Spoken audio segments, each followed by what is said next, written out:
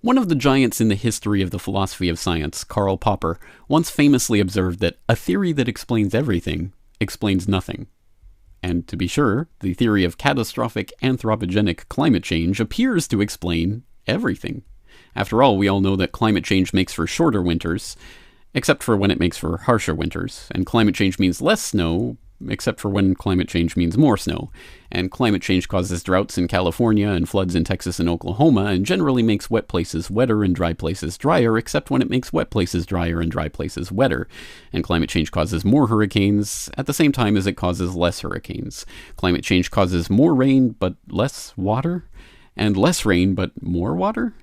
Climate change decreases the spread of malaria at the same time as it increases the spread of malaria, but don't worry, the Terminator himself advises us not to listen to those climate change cynics. Hey guys? Do I need to go on? Oh, okay.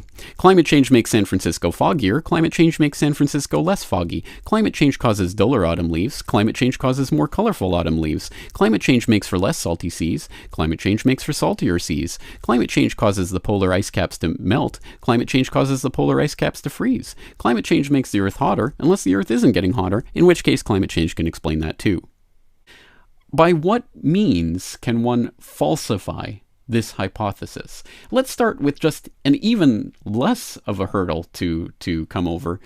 What set of observations over what period of time would be enough to refute the theory?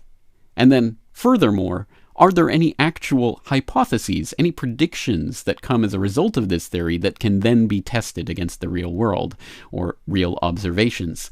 If the answer to that is no, then, well, you've got a word for your theory, and it's not science, it's pseudoscience.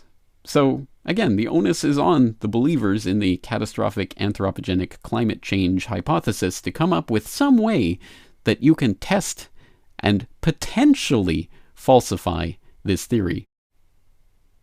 James Corbett, CorbettReport.com.